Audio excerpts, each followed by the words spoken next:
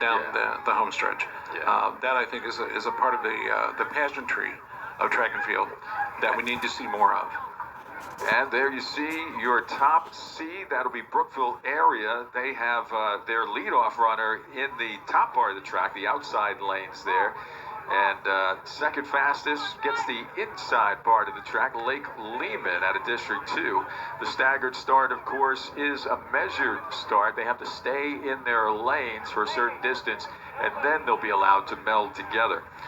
And there you see the first runner for Brookville area. Brookville able to clock a 9:49.93 in their district final. So they are one of 5 teams to get the times in under 10 minutes. The others are Lake-Lehman, as we mentioned, a 9:50.58. The third fastest, Forest Hills.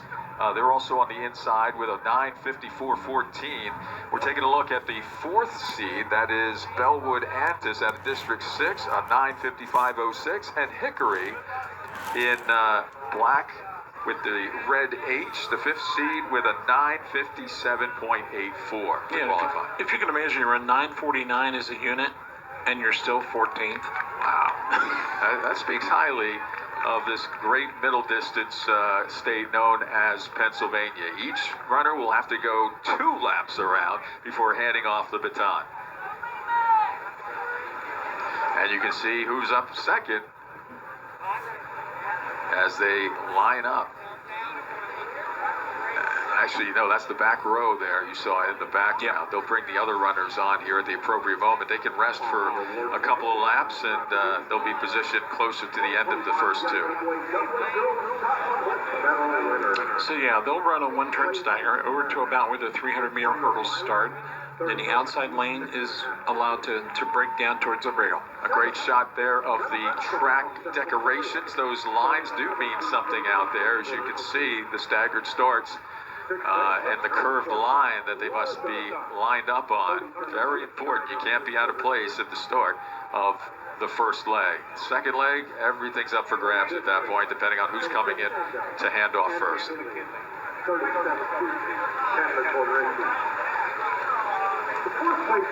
That's another interesting thing. I give the race officials a lot of credit for managing that process of the handoff of the batons, trying to bird dog who's coming in first, and if it's close, if there's more than one coming in together, how do you manage that? Who's going to be in position inside and out of the track? Ready to go.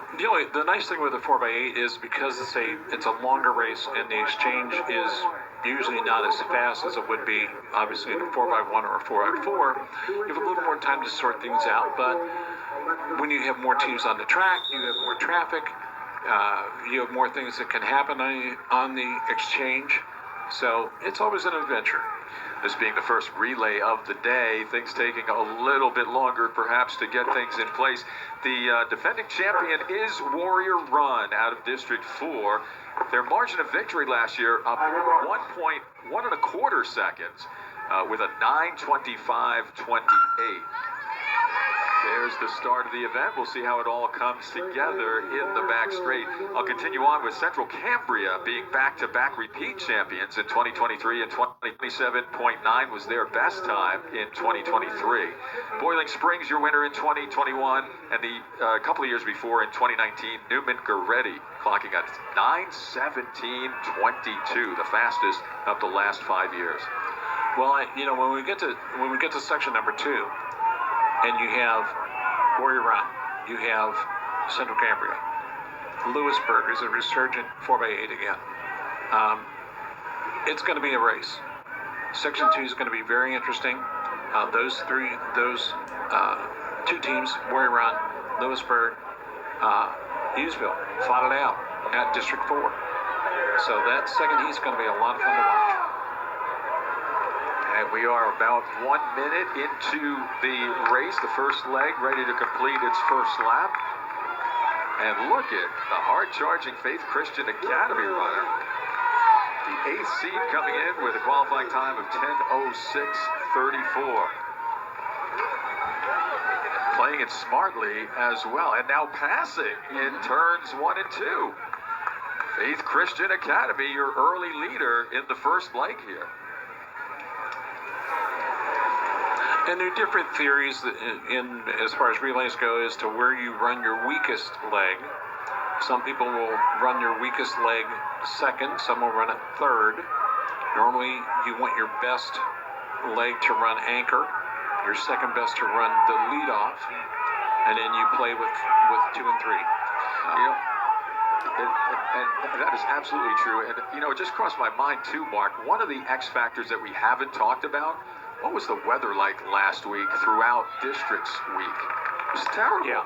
Throughout the entire state. Yeah. It was like a swirl of nasty clouds and rain washing everything out, it seemed. I'm sure just about every district had delays in trying to get their champions and their qualifiers off the states. Now look out. Here comes Faith Christian Academy. Look at this lead. Just a phenomenal first leg. And what you coach your second runner, or whoever's the outgoing runner, the first thing you tell them is as soon as you get the stick, you turn, you run. Because everyone else is standing still. Yes. So they can't move. They're not going to catch you because they don't have the stick yet. So you want to get out and you want to run away as quick as you can, then settle in. And you see she's going to now settle into a nice stride pattern as she heads down the backstretch. But initially, just get away. Yeah. And that first exchange of the baton, Mark, I would imagine that's the most perilous because that's the chance where you're going to have big groupings come in all at the same time. Well done by our PIAA officials there to make sure the exchanges were very clean. Yeah, that's where you're going to have the most traffic. Because as you see when they come to, after this lap, when they come to the second exchange, it's much more strung out. You have more room, you have more time. She's slowed down just a little bit, but she's built a nice cushion here about, 20, 22 meters. I've seen somebody give evidence that your second leg should be your fastest runner. They say that runner has to cover the most ground because of the exchange at the beginning and the end being a certain way. I don't know if that holds water. Well, a lot of it comes down to, as well, is how deep you carry the stick into the exchange zone. Your stronger runner, you want to run longer, so they're going to carry it deeper. Excuse me. They're going to carry it deeper into the zone. They're going to take it deeper in the zone when they initially take it. If that leg is not particularly strong, you give it to them late, and you make them hand off early. But she kind of hit the wall there. They came back to her very quickly. And here comes the pack. Oh, my. So Faith Christian will give the lead up a little bit here, at least for now, as the second seed roars through. That's Lake-Lehman with that under 10 qualifying time of 9:50.58.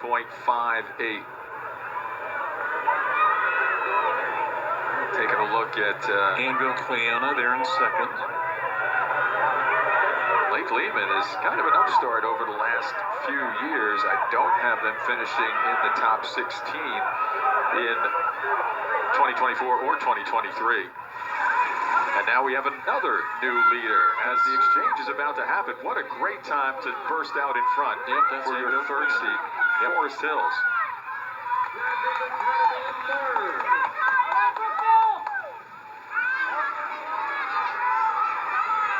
Forest Hills also not in the top 16 the last couple of years, but again, this is the first of two heats, so you might come to expect that. But these times will count towards a possible appearance on the awards platform. Oh yeah, great effort here in Heat 1 is just as good as one in Heat 2, and times will stand and be compared to Heat number 2 after that dust clears. Now, this leg for both Lake-Lehman and Lake-Lehman looking very comfortable. Yeah. Again, good body carry. Notice the difference. Watch the baton. Lehman pretty much up and down. And Lake-Lehman in second across the body. So more of a body swing from Lake-Lehman than from Lake-Lehman. Lake-Lehman a little more efficient. But whatever works. In the white top, in fourth place is your top seed in this group, Brookville area, making up some ground out of District 9, but still with a distance to go to join the leaders. 1 lap to go in this third leg.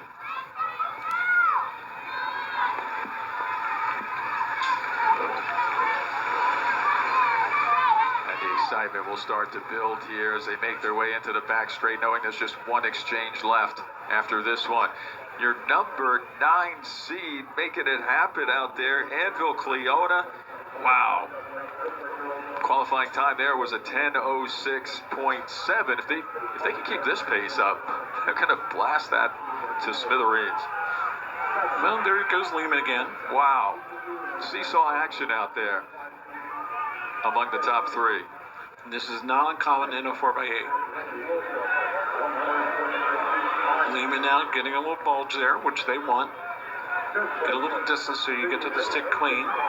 Nazareth Academy looking to join the 2 leaders, or at least maybe move into the second position for the handoff. And now it starts to build even more. The final exchange of the baton. The anxious moments. It's got to be looked at right into the hand and then the go sign. Lots of space in between each exchange there. And no issues so far.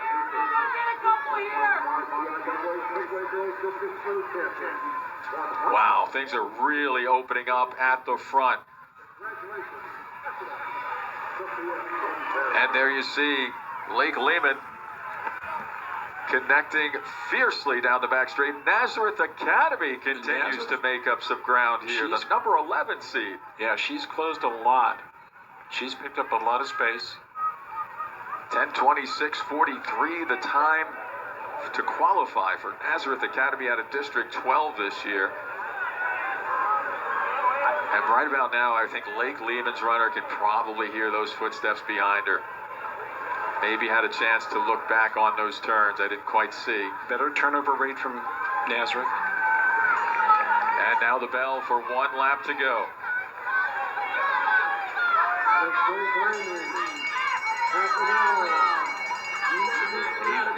37, I believe it was, here with a lap to go. So she's closed that gap from about 20 meters down to about 10. Oh, but here goes Lake-Lehman. As soon as you say that, right? It starts to widen up again. Yeah, this is like a second gear. And a great burst of energy there. Might have heard those footsteps at that point that you mentioned, and then all of a sudden Lake-Lehman takes off. Apologies for not having individual runners' names, but some of these schools will bring in a squad of runners. They've qualified as a team. They can pick and choose from that squad of runners. So it's a kind of a game day decision on who gets to run the event. Creates a kind of a logistical nightmare for PCN and anybody else who wants to try to track this thing.